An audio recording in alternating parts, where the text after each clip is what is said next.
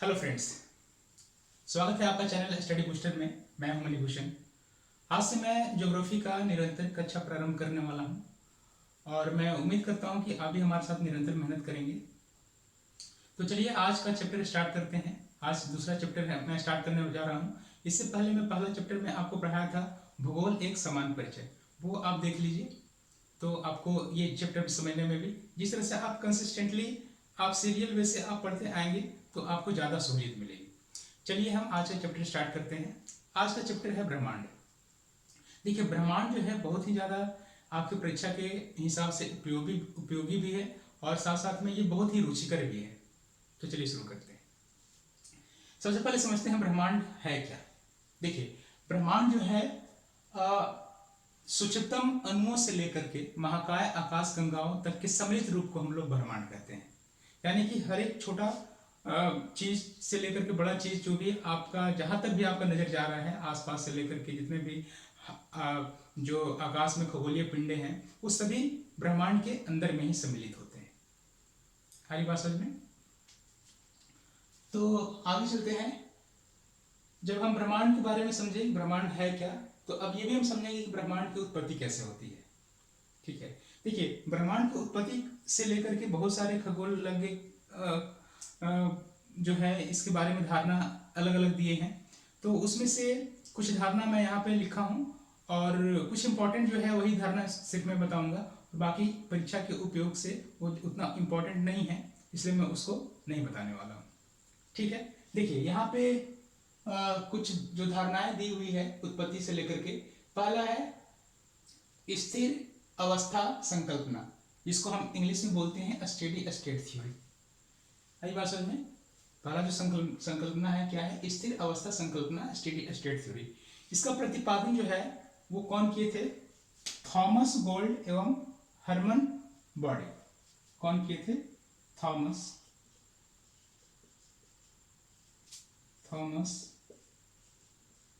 Gold एवं हरमन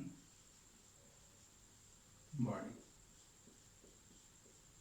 ये हो सकता है कि आपको एग्जामिनेशन में पूछे, हालांकि अभी तक कभी पूछा नहीं है एग्जामिनेशन में, लेकिन इसके बारे में सिर्फ हम लोग इतना जानेंगे कि इसका प्रतिपादन किसने किए थे, वो है थॉमस गोल्ड एवं हरमन बॉडी। उसके बाद सेकंड आते हैं, वो है दोलन सिद्धांत, जिसको इंग्लिश में बोलते हैं पल्सेटिंग यूनिवर्स थ्योरी। इसका प्रतिपादन जो है डॉक्टर एलन संडेजा। कौन किए थे, डॉक्टर एलन संडेजा। इसको प्रतिपादन कौन किए थे, डॉक्टर एलन संडेजा। मतलब कि ये जो फर्स्ट है इसका ये है और जो सेकंड है इसका प्रतिपादन ये किए थे। आगे हम चलते हैं, जो कि बहुत ही ज्यादा इंपॉर्टेंट है और बहुत ही ज्यादा एक्सेप्टेबल जो थ्योरी है यूनिवर्स को लेकर के, वो क्या है, महाविस्फोट सिद्धांत, जिसको इंग्लिश में बोलते हैं बिग बैंग थ्योरी। ये सिद्धांत जो है 1894 और 1896 के बीच में किनके द्वारा प्रतिपादित किया गया था, एब जॉर्ज लेमंतेर के द्वारा ये सिद्धांत को प्रतिपादित किया गया था। ये एक बेल्जियम के निवासी थे, खगोलज्ञ के साथ साथ ये एक पादरी भी थे। इनके बाद 1987 में इनके बाद 1967 में रॉबर्ट बेगोनेर ने इस सिद्धांत को बहुत ही व्यापक पैमाने पे प्रतिपादित किया था। लोगों को ये बताया था कि ये जो थ्योरी है बहुत ही सुटेबल है हमारे ब्रह्मांड की उत्पत्ति को लेकर के, और ये थ्योरी को ही अभी तक हम लोग ज़्यादातर एक्सेप्ट कर रहे हैं। इसको हम लोग मान रहे हैं कि इसी थ्योरी के अनुसार हमारा जो ब्रह्मांड है उसकी उत्पत्ति हुई होगी। तो इस थ्योरी के तहत है क्या, ये थ्योरी है क्या, इस चीज को हम समझते हैं। ये कहते हैं कि जितना भी खगोलीय पिंड है वो शुरुआत के समय में एक बहुत ही छोटा आकार के गोलक के रूप में वो विद्यमान था और एक ही स्थान पे स्थापित था। ठीक है, जिसका आयतन बहुत ही कम और जिसके अंदर टेम्परेचर जो है, तापमान बहुत ही विशाल, साथ साथ में इसका जो डेंसिटी है बहुत ही ज़्यादा था। तो ये कम वॉल्यूम, कम आयतन, हाई डेंसिटी और हाई टेम्परेचर के चलते ही एक समय इसमें आकस्मिक विस्फोट हुआ। आकस्मिक विस्फोट होने से जो पदार्थ है वो चारों तरफ बिखर गया और बिखरने के बाद वो एक अलग अलग खगोलीय पिंड के रूप में स्थापित हो गया। हरी बात समझ में। अभी भी ऐसा माना जाता है कि हमारे एक गैलेक्सी से दूसरे गैलेक्सी, मैं भी पढ़ाऊंगा गैलेक्सी के बारे में, हिंदी में इसको मंदाकिनी कहते हैं। तो अभी भी ये माना जा रहा है कि जो डिस्टेंस है गैलेक्सियों के बीच में वो काफी बढ़ते जा रहा है। इसका मतलब ये है कि पहले एक छोटा सा गोलक के रूप में हमारा यूनिवर्स स्थापित था, जो कि एक समय आकस्मिक विस्फोट होने के बाद बहुत सारे पदार्थों में विभक्त हो गया और बहुत सारे हेवनली बॉडीज का निर्माण हुआ। मंदाकिनियों के बीच में लगातार बढ़ती दूरी ये भी सत्यापित करता है कि हमारा जो यूनिवर्स है वो विस्फोट के चलते हुआ है, जो कि अभी तक निरंतर बढ़ते जा रहा है। चलिए आगे चलते हैं। देखिए ब्रह्मांड के बारे में कुछ और हम लोग समझते हैं कुछ अलग तरीका से। मान लीजिए ये क्या है, ब्रह्मांड है, ठीक है। और ब्रह्मांड के अंदर में बहुत सारे क्या होते हैं, मंदाकिनियां होती हैं। ये क्या है, बहुत सारे मंदाकिनियां हैं। ये सभी क्या है, गैलेक्सी, इंग्लिश में क्या बोलते हैं, गैलेक्सी। आई बात समझ में। और ये गैलेक्सियों की संख्या जो है, साइंटिस्ट का ये मानना है कि टोटल नंबर ऑफ गैलेक्सी जो है हमारे यूनिवर्स में वो 10⁻11 है। अब प्रत्येक गैलेक्सीज में क्या होते हैं, तारे होते हैं। गैलेक्सीज क्या है, मुख्यतः तारों का समूह है। इसमें एक गैलेक्सी में लगभग में 10⁻11 क्या होते हैं, स्टार्स, यानी कि तारे। और ये क्या है, मंदाकिनी। आई बात समझ में।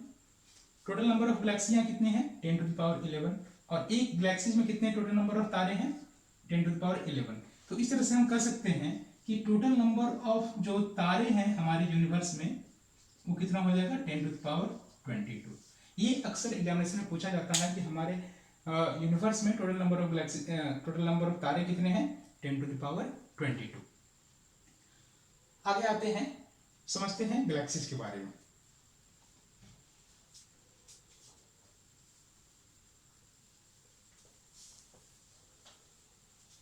देखिए गैलेक्सी को मैंने बताया कि मुख्य रूप से ये तारों का समूह है। मुख्य रूप से मैं बोल रहा हूं, ऐसा नहीं कि सिर्फ तारों का ही समूह है, ठीक है।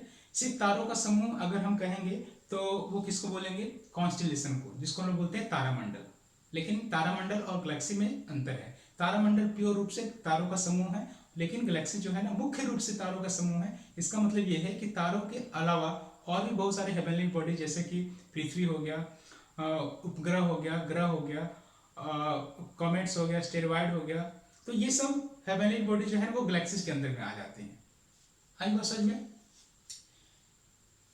यह एक तारों का समूह है जो धुंधला सा दिखाई पड़ता है, ठीक है। यह एक गैस पुंज भी है जिससे तारों का निर्माण होता है। देखिए गैलेक्सीज में, मैं इसके बाद जस्ट बताऊंगा कि तारों का निर्माण कैसे होता है। गैलेक्सीज में क्या होते हैं कि तारों का निर्माण होता है, और तारों का निर्माण मैं बताऊंगा कि डस्ट पार्टिकल और बहुत सारे गैसों का संघनन से, एक जैसे कंडेंस होने से तारों का निर्माण होता है। इसका मतलब क्या है कि गैलेक्सीज में गैस पुंज विद्यमान होगा, इसलिए गैलेक्सीज में गैस पुंज, यहाँ पे इसे मैं यहाँ पे लिखा हूं कि गैलेक्सीज में क्या होते हैं, गैस पुंज होते हैं, जिसके कारण तारों का निर्माण होता है। देखिए अगर हम शेप की बात करें, आकार की बात करें किसकी, गैलेक्सीज के आकार की, तो ये जनरली 3 प्रकार के होते हैं। पहला जो है इलिप्टिकल गैलेक्सीज, दूसरा जो है स्पाइरल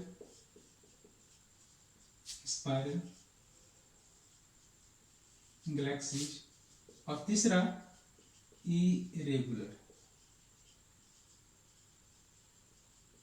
गैलेक्सीज, ठीक है। अगर इलिप्टिकल गैलेक्सी आप इलिप्स पढ़े होंगे, इलिप्स का शेप कैसा होता है, कुछ इस टाइप का होता है। तो इसी के आसपास, इसी के चारों तरफ कुछ इस तरह से तारे विद्यमान होते हैं, ठीक है। स्पाइरल गैलेक्सीज का एक सेंटर होगा और इसके 4 मुख्य रूप से आर्म्स होते हैं। ये दिख रहा है, ये क्या है, ये सब आर्म्स हैं। आप कहीं पे इंटरनेट पे इस तरह का पिक्चर देखे होंगे गैलेक्सीज का। देखिए ये इसका जो सेंटर है ये बहुत ही विशाल क्या है, ब्लैक होल है। ये बहुत ही विशाल ब्लैक होल है और ये गैलेक्सीज का सेंटर है। इसको हम लोग बोलते हैं गैलेक्टिक सेंटर, गैलेक्टिक सेंटर। इसका जो मुख्य 4 आर्म है इसको हम लोग बोलते हैं गैलेक्टिक आर्म, गैलेक्टिक आर्म्स। थोड़ा सा और हम इसको विस्तृत रूप में हम समझाने की कोशिश करते हैं। ये सेंटर है और ये क्या है, एक मिनट इसको मिटा दें, ये 2 को तो मिटा नहीं सकते हैं। चलिए अगर हम स्पाइरल गैलेक्सी की बात करें तो स्पाइरल गैलेक्सी क्या होगा, एक सेंटर होगा और इसका मुख्य रूप से 4 आर्म्स होंगे।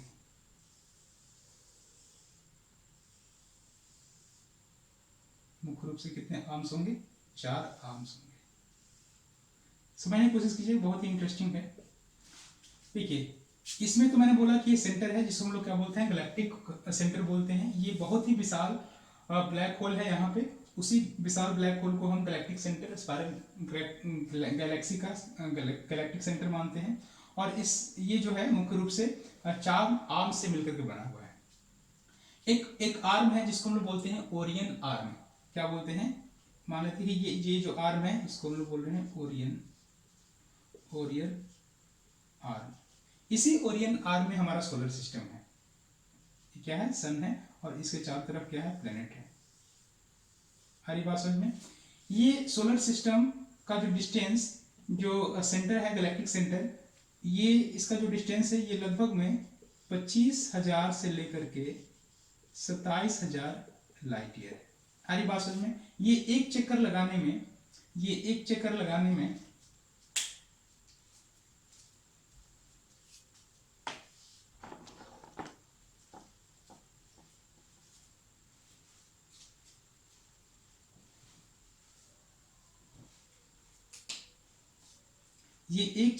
में लगभग में ये कितना समय लगाता है, 22 करोड़ ईयर। आई बात समझ में।